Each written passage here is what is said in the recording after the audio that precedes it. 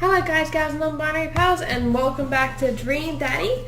So last up we have now dated at least one date of all the dads, and we already have decided what our favourites are, but we also are very curious to see how the dates with other dads would go, so we're still pretty much going to date all the dads again, but this time we're going to go ones that like one we're kind of curious about, and then we go to the ones that we really like.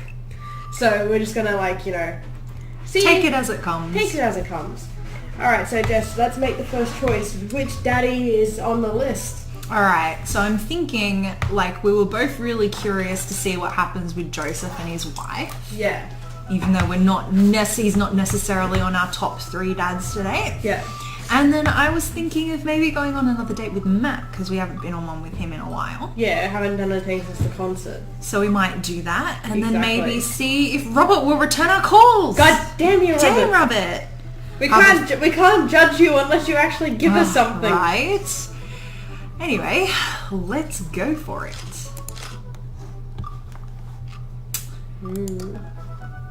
I haven't done a second date yet. Wonder how this is going to turn out. It's been a long day of clipping coupons. Looks like there's a sale on boxed brownie mix. That reminds you of Joseph. That reminds me. I wonder what Joseph's up to. I should see if he wants to hang out. Or if he wants to go to the store with me and use his coupons. Looks like he's online. Awesome. Hey Joseph, wanna hang? Takes a moment for Joseph to respond. Kravitz, I hope you're finally recovered from your brownie-induced coma. And I know I promised you a fun hang, but tonight I'm actually chaperoning a youth group mixer. Amanda's invited, of course. If you're not doing anything, you should come. Oh, that sounds nice. And be a chaperone with me because I need the help. Less nice.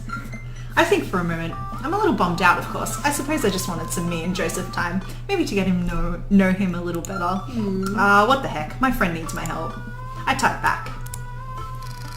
Buddy, if you need me, you got me. Just tell me where I need to be tonight. Joseph lets me know the details. It starts pretty soon. I should get ready. I knock on Amanda's door and peek in. Hey Amanda, I'm about to head out. Where are you off to? Are you going to go extreme couponing? I'm actually going to go chaperone this youth mixer dance thing that's happening at Joseph's church. He said you're invited, but if you don't want to come, I'll cover for you. You know what? I'm down. Maybe I can make some new friends. That's a good attitude. But I'll have you know that I'm mostly doing this for the potential of free food. That's our girl. That's our girl. Thank you, Amanda. You get 4 daughter points today. Can I trade them in for a daughter lava lamp? Sorry, you only have enough for a daughter spidering, or some of those daughter plastic jumpy frogs. I like those things. They try their hardest. It's inspirational. We arrive at the church to find that nobody's there. There are decorations and balloons and banners and everything, but no youths. Jesus is coming! Oh god, the kids get to it. I've been to a couple of dances in my life, and not that I want to paint myself as a sort of dance expert, that generally dances require people. And those people need to be dancing. All of a sudden, Joseph jogs up to us. He looks frazzled.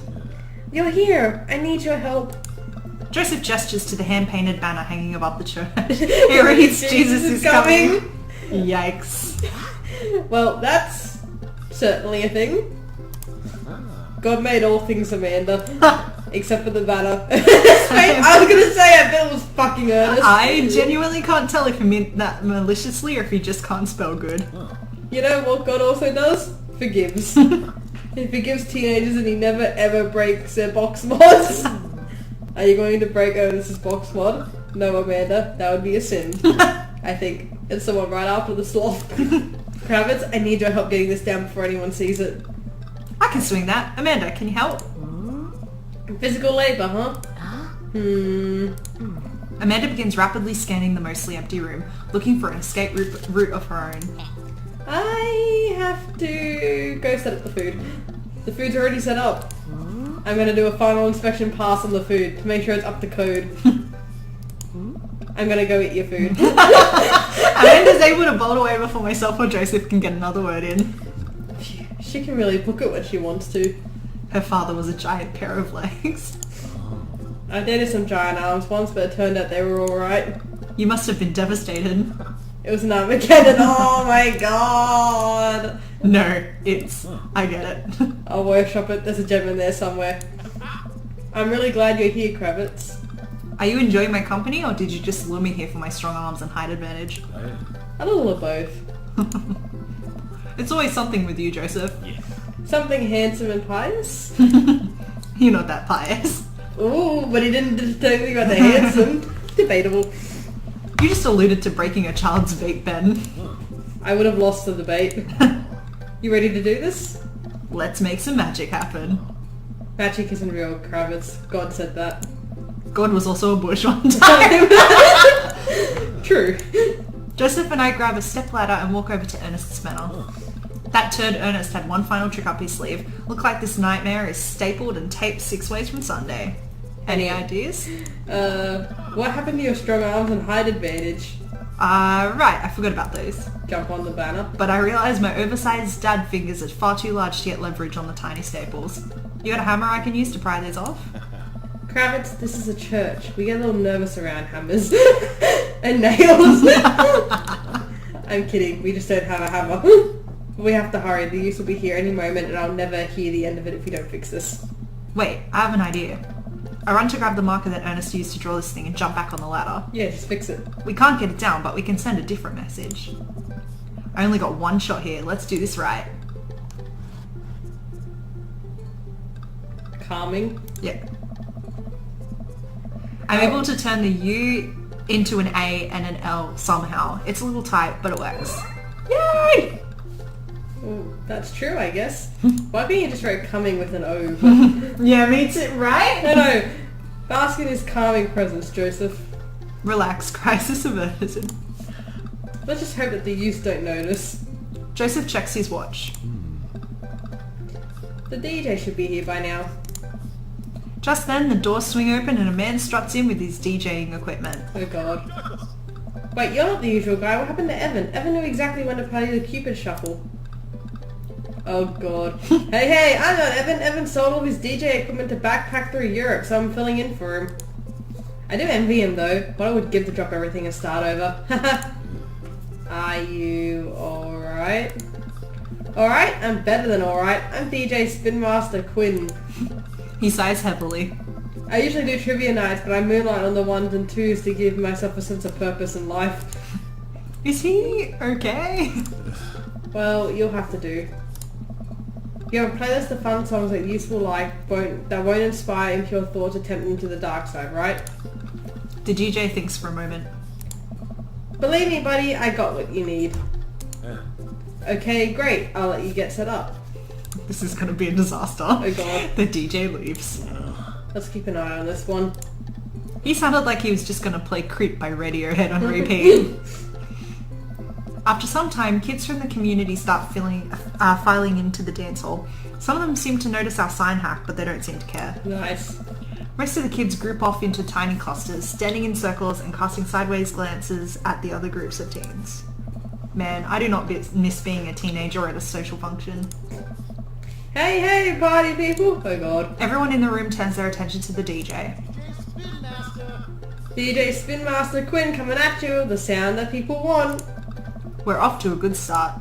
This next tune goes out to all the ladies in the audience. Ladies, let me hear you say yeah. A few half-hearted yeahs echo through the crowd. Alright. He sighs again. Man, it's been a heavy couple of days. This next one's actually just for my wife, Sandra. I hope we can work things out. My little honeysuckle vine. Ew. The DJ begins to play Creep by Radiohead. Oh. Amanda sidles up to me, pizza in one hand and punch in the other. That's our girl. Creep, huh? Bold choice for a youth group. Let's see where he goes with this. After the song finishes, he plays Creep again. Is the DJ crying? If you watch the kids really closely, you can catch them cringe every time Dom Yoke swears. There they go. Maybe we should do something about this. Joseph runs up to us. He's killing the vibe. They're listening to swears. Sad swears. We have to do something. Yeah. You guys should try to give him a pep talk. Maybe work him up to Everybody Hurts by Rema Delise. Or at the very least, No Rain by Blind Melon. You want to help us cheer him up? Actually, I just saw my friend. Frederico. Frederico? He's from Latin. What? I didn't know you were taking a Latin class. I'm not. So he's from the country Latin. Yes, it exists. Don't Google it. You can go, Amanda. It's fine. And she's gone. Joseph and I make our way up to the DJ booth where Spin Master Quinn is having a quiet cry. Hey, bud. Hey, my dudes, how's the party, Jamie? It's, not. Oh, I'm sorry, fellas. Just taking a moment to find my groove. Gotta play the sad tunes to properly appreciate the bangers, right? It's not how to. That's what Jesus would have wanted. I think it'd be just like not how DJing works. Yeah? Now stop me if I'm out of line here, since I've never been a DJ and I don't have any current plans to become one, but I don't think that's how it works. The kids came out here to have a good time. You gotta cool it on the sadness. Ooh, he likes the eggplants. Hey, buddy, if it's problems you're having with... Joseph leans in close to me. What was his wife's name again? Sandra. If you're having problems with Oh, that's you. If you're having problems with Sandra, I can help you too. I do counselling. It's my job here. I'm very good at it. Oh, I don't know. I can tell that you're hurting. Nobody voluntarily listens to that much Radiohead on repeat unless they're really going through some tough times. Trust me, I know. Joseph places a hand on Spin Master Quinn's shoulder, who immediately collapses into Joseph's embrace, crying quietly. Aww. There, bud. It's gonna be okay. Thank you. I'll put on some dance hall themes. You're the best, Spin Master Quinn. With the yet another crisis averted, Joseph and I return to the dance floor, where Amanda's waiting with an ice cream cone. They have ice cream here! Good work, Amanda. How's it looking out there? Well, for a dance, there's not a whole lot of dancing. Looks like people are starting to bail though. This is a disaster. Don't be so hard on yourself. This ice cream, top notch. I'm sorry for dragging you into this, Kravitz. You and Amanda should just go home. I'm not going to make you stay here for the train wreck. It's not a disaster. We can still fix this. We can. I suddenly realise what we have to do. Amanda, get out of here. I don't think you're going to want to be here for this, or be seen with me after this. Oh god, you're not going to. I throw my car keys at Amanda. I'll get a ride back with Joseph. Just remember me as I am right now, not as what I'm about to become. Amanda nods. Nice knowing you, Pops. She runs out the door. Joseph, I'm going to turn it up on the dance floor. With any luck, we can get these youths into it as well. Oh no. Are you in or out? Oh god. Joseph stares at me. He knows what has to be done as much as I do.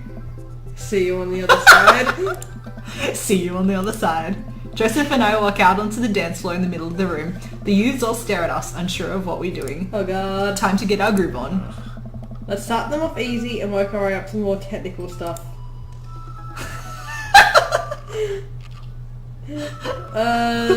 Start with the lawnmower. Yeah. I guess so. I don't know. I don't think we should do the worm. What's roll the dice? Is it just... I don't know. Is it like you just shake your hand and just throw? I don't know. Alright, let's start this baby. I start lawnmowing on the dance floor. Joseph seems to respond to that and decides to mow another patch of grass on the dance floor. That's the stuff. I look around. Well, it looks like we've got everyone's attention. Alright, Kravitz, let's turn up the heat. Shopping cart.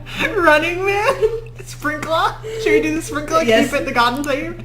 I pull out the classic, hand behind head, point a finger out. I point and make direct eye contact with several of the youths in the room. I think that makes them feel uncomfortable, but I push past it. Joseph understands. We must water the lawn. We just came off the end of an imaginary drought and the grass is dying. Don't worry, imaginary grass, we got you. I look around at the youths. They're getting into it. Nice work. We better pick it up or they'll lose interest quickly. I don't even know what any of these are. Hammer slide? What would what's a cabbage patch? I don't know. The thing is that like they're doing the what's it called? The thing, the sprinkler. Yeah. So a cabbage patch will come like blooming after. I don't know what the cabbage patch is. We're too young for this. We're not dads. Help me. What should we do? The windmill? I don't know what the windmill is. I don't even know what the hammer slide is. What the fuck? Hammer slide. I'm with hammer slide or cabbage patch. Alright. You never go wrong with the cabbage patch. Joseph follows my lead. We both take our arms and move them around in a circle, as I assume you would do in a cabbage patch. I look around to the ewes. I think they like agriculture. They're not looking too lively. We can still turn it around. No, do not! Please do not fire. Moonwalk or butter churn? I'm a fan of the moonwalk, but the butter churn... It keeps with the agriculture thing, I guess. Let's do it. Churning butter, obviously. That's basically the same thing as the cabbage patch. You gotta spice it up or we're gonna lose the kids for sure. Time for the big finish. Flip Joseph on Dirty Dancing style. Oh god, do not do one on reverse backflip. Actually, what's a death drop? Oh, that's just when you fall. Do we want to lift him up Dirty Dancing style? I don't think we should do the backflip. I think we'll hurt our back. Yes, let's do or it. death. Let's do it. I approach Joseph and motion that I'm about to lift him up. Are you strong enough to do that? I don't know. Isn't quite... Without regard for human safety, I summon up all my might and lift Joseph above my head. It isn't quite Dirty Dancing, but Joseph is a good sport and spreads his arm while I spin him in a circle. I look at the crowd. They seem to love it. I look around at the room to see if we convinced any of the youths to come dance. Come on. Nothing. Just a bunch of kids staring at us. I guess we didn't capture their hearts with the magic of dance. One of the kids yawns. Oh no. Oh, well, we gave it our best shot. I'm gonna have to organise some of the sort of games so I don't have to start making out with each other. Thanks for coming, Kravitz, but I should take it from here. Oh. Damn it! I reckon we would have gotten like an A maybe. Because we still did really good everywhere else. Oh. B. We're just not Joseph's type, I don't think. Yeah, we just can't get Joseph. It's a beautiful night and the air smells so fresh. That's you. So I decide to take the long way home. I casually stroll through the neighbourhood, taking in the sights and sounds of the suburban city with low crime rate and wide, walkable sidewalks at night. As I approach the bar, I can hear patrons inside cheering. Oh, I bet the game is on. I wonder if my team is playing tonight. A drop of water hits my head, and now it's lots of drops of water. It's pouring rain. Maybe I should wait this out inside. I order a beer from the bar and settle in. It turns out that my team isn't playing tonight, but I can certainly enjoy the game regardless. The bar is unusually crowded, and the feeling of camaraderie over a shared love of the game makes me smile. Sports are nice. I look over into the corner and spot none other than Mary, sitting alone in the corner, nursing a cocktail. Something about her seems different this time. Now that she's by herself and not hanging off some younger guy, she looks so sad. A pang of guilt shoots through me. Does she know? Is this because of me? Am I a homewrecker? Say hi. Well, probably is like the bet. Like we're here because to see Mary. So yeah. I decide to go say hello. I walk over to her booth. She doesn't look up. The seat taken? She still doesn't look up. I take a seat anyway, and she finally notices me. You. Okay, this was maybe not the best idea. Hey. Hey. Having fun with your new best friend Joseph? He's a great... I'm so glad. I'm so happy for you two. Mary, I'm not... I'd never accuse you of anything uncouth, Kravitz. You're just having an innocent, very platonic time with my husband. A supportive friendship. You're a good friend, aren't you? The bottom one? I'm there when he needs me, Mary? Or is it like, yep, just a friend? I don't know. What do you think? Well, once again, I don't want to choose anything that means we're going to lock in this part because we're not exactly doing great with Joseph at this point. No. Sure. I'm there. I wonder what would happen if you go, I'm there when he needs me, Mary. It sounds very accusing. It's like, yeah. I'm there when he needs me, unlike your bitch ass. Well, it could, like, maybe push her to reconcile with him, but I don't know. What do you think? Yep, just a friend? Yeah, that sounds very neutral. That's funny. Joseph usually likes his friends to at least have a spine. We can't all be as blunt as you are, Mary. So you're an expert on my marriage now? Doesn't take an expert to see that you two are miserable. Well, obviously. Then what does that make you? We were miserable a long time before you started poking into our business, buddy boy. Don't come around thinking you're some paragon of empathy just because you got involved where you weren't welcome.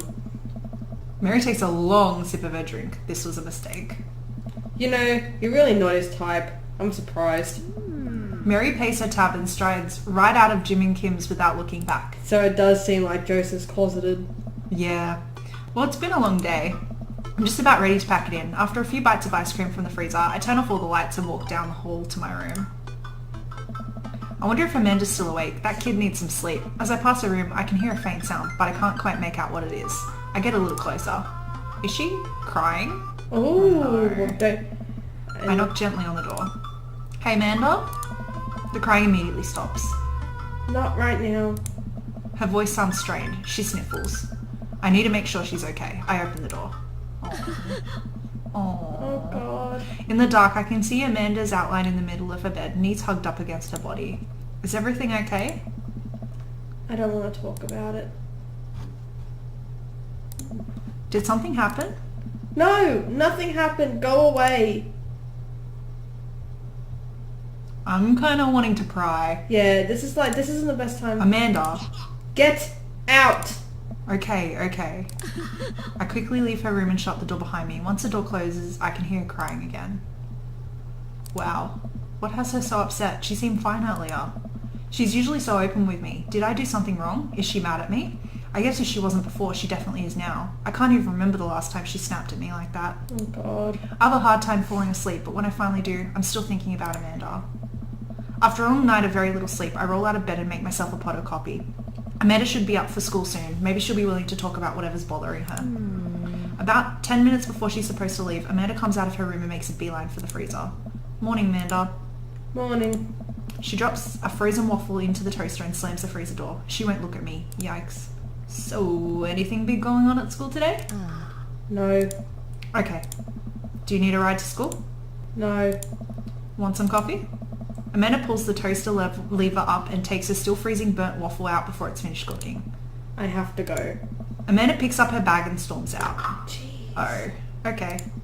I haven't seen her act like this in a long time. It's usually short-lived, but always hurts. Hopefully this blows over soon and things are back to normal. I sit back at the kitchen table and look at a picture of Amanda and I hanging on a wall.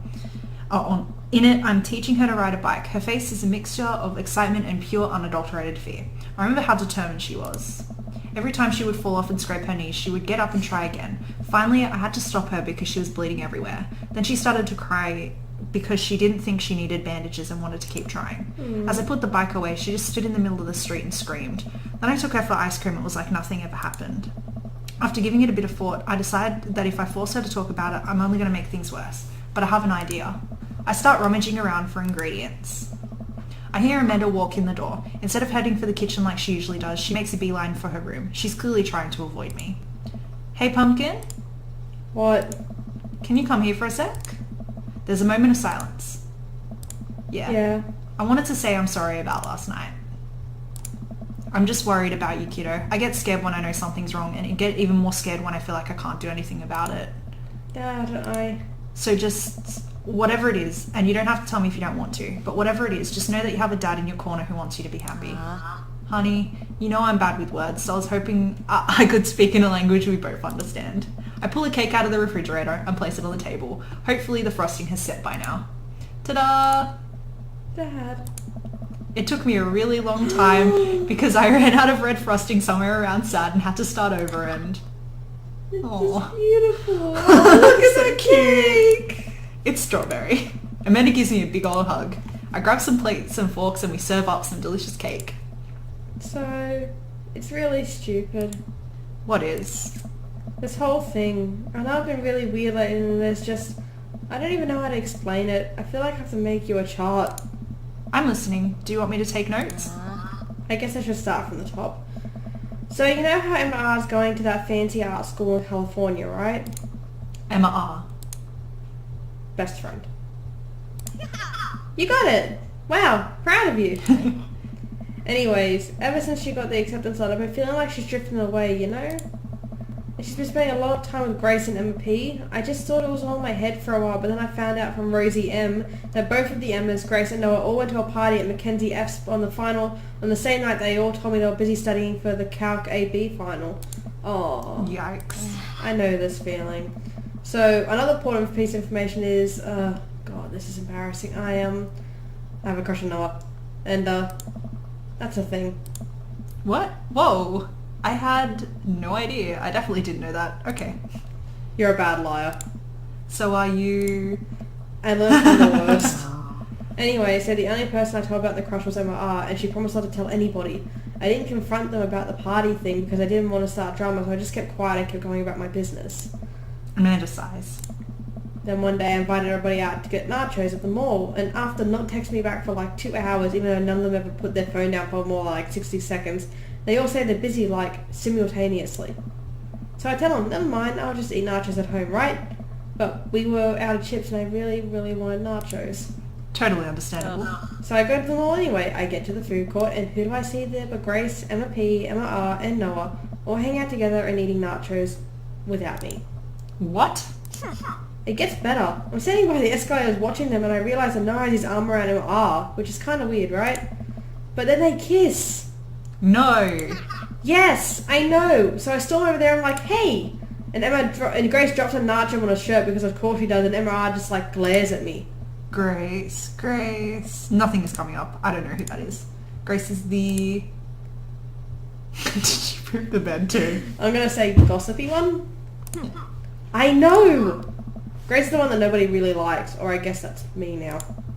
But anyway, nobody will say anything. I'm just like, you guys suck, which I realise is not the most eloquent thing to say, but I was very angry and really embarrassed. I just wanted to get out of there. So I left without nachos, might I add, which only further contributed to this shitty day, and immediately drafted a super long text to the group asking them why they'd been so weird. And I wrote another one to Emma asking how long the Noah thing's been going on, and sorry, I know that's a lot. Are you still following? What did Emma R say? Come on. Ooh, okay. Get a load of this. Emma R says, you know what? Let me just read it to you. Amanda pulls out her phone and reads, word for word, an arduously long string of text messages. Can you believe that? I care so much about Amanda's social life and mental well-being, but man, I do I not understand what she's talking about. This is all beyond me, but I'm trying my hardest to be supportive. They were dating in secret for like months. So I told her that she's being really a terrible friend, and she's like, well, if you think I'm so terrible, then just stop being my friend. I was like, okay. And then she left me on red, and then... Wait, left me on red? What's that? Oh, like, she saw my message and didn't reply. And I know because there are read receipts. I don't know what read receipts are, but I'm just going to nod and pretend I understand. Oh, Amanda. Gotcha. So while this is all happening, I'm talking to Emma P about how mad I am because she's at least being kind of reasonable. I'm venting to her about how pissed I am at everybody and stuff. And then out of nowhere, Noah texts me like, how could you say that about me? I'm like, say what about you?